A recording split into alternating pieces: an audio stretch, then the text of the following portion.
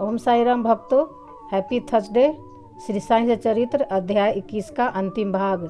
Shri Sai channel के तरफ से आप सभी लोग को अभिनंदन। और घोड़ी की लीद के 9 गोले, नवदा भक्ति। एक समय एक सौदागर यहाँ आया, उसके सम्मुख ही एक घोड़ी ने लीद की। जिज्ञासु सौदागर ने अपनी धोती का एक छोर बिछाकर उसमें लीद के 9 गोले रख लिए और इस प्रकार उसके चित्त को शांति प्राप्त हुई।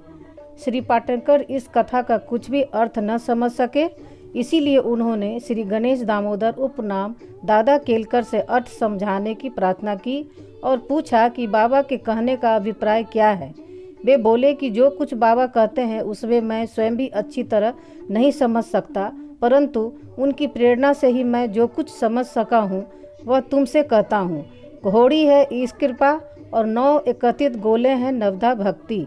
यथा पहला है श्रवण, दूसरा है कीर्तन, तीसरा है नाम स्मरण, चौथा है पाद सेवन, पांचवा है अर्चन, छठा है वंदन, सातवां है दास्य, आठवां है साख्य, 9वां है आत्मनिवेदन। ये भक्ति के 9 प्रकार हैं। इसमें से यदि एक को भी सत्यता से कार्य रूप में लाया जाए तो भगवान श्री हरि अति प्रसन्न होकर भक्त के घर प्रकट हो जाएंगे। समस्त साधनाएं अर्थात जप तप योग्याभ्यास तथा वेदों के पठन पाठन में जब तक भक्ति का संपुट न हो, बिल्कुल शुष्क ही है। वेद ज्ञानी या ब्रह्म ज्ञानी की कीर्ति भक्ति भाव के अभाव में निरर्थक है। आवश्यकता है तो केवल पूर्ण भक्ति की। अपने को भी उसी सौदागर के समान ही जानकर और व्यग्रता तथा उत्सुकता पूर्वक सत्य को खोजकर 9 प्रकार की भक्ति को प्राप्त करो, तब कहीं तुम्हें दृढ़ता तथा मानसिक शांति प्राप्त होगी।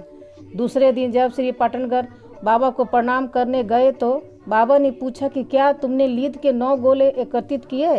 उन्होंने कहा कि मैं अनाश्रित हूँ, आपकी कृपा के बिना उन्हें सफलतापूर्वक एकत्रित करना संभव नहीं है। बाबा ने उन्हें आशीर्वाद देकर सांत्वना दी कि तुम्हें सुख और शांति प्राप्त हो जाएगी, जिसे सुनकर श्री पाटनकर के हर्ष का पावार न रहा। पंढरपुर के वकील भक्तों के दोष दूर कर उन्हें उचित पथ पर ला देने की बाबा की त्रिकालता की एक छोटी सी कथा का वर्णन कर इस अध्याय को समाप्त करेंगे। एक समय पंढरपुर से एक वकील शिरडी आए। उन्होंने बाबा के दर्शन कर उन्हें प्रणाम किया तथा कुछ दक्षिणा भेंट देकर एक कोने में बैठकर वार्तालाप सुनने लगे। बाबा उनकी ओर देखकर कहने लगे कि लोग कितने धूर्त हैं, जो यहाँ आकर चरणों पर गिरते हैं और दक्षिणा देते हैं, परंतु पीठ पीछे निंदा करते हैं। कितने आश्चर्य की बात है ना। यह पगड़ी वकील के सिर पर ठीक बैठी और उन्हें उसे पहननी पड़ी। कोई भी इन शब्दों का अर्थ न समझ सका, परंतु वकील साहब इसका गुराट समझ गए। फिर भी वे सिर झुकाकर बैठे ही रहे।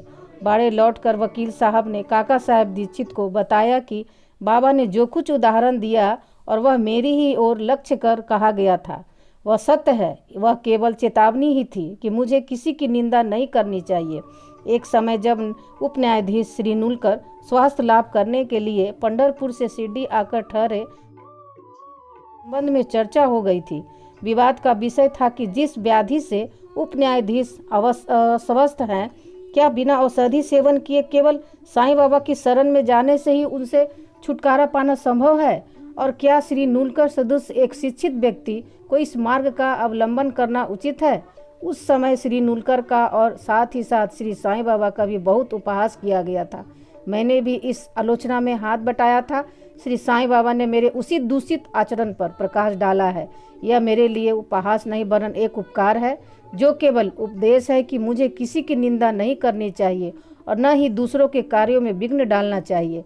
शिरडी और पंढरपुर में लगभग 300 मील का अंतर है, फिर भी बाबा ने अपनी सर्वज्ञता द्वारा जान लिया क्या चल रहा था। मार्ग में आने वाली नदियाँ, जंगल, पहाड़ उनकी सर्वज्ञता के बिना के लिए रोड़ा न थी। वे सबके हृदय की गुहा बात जान लेते थे और उनसे कुछ छिपा न था। समीप या दूरस्थ प्रत्येक वस्तु उनके लिए दिन के प्रकाश के समान जज्जलेवान थी तथा उनकी सर्वव्यापक दृष्टि से ओझल न थी। इस घटना से वकील साहब को शिक्षा मिली कि कभी किसी का छिद्रावेशन एवं निंदा नहीं करनी चाहिए। यह कथा केवल वकील साहब के लिए नहीं वरन सबके लिए शिक्षाप्रद है। श्री साईं बाबा की महानता कोई न आंक सका और न ही उनकी अद्भुत लीलाओं का अंत ही पा सका।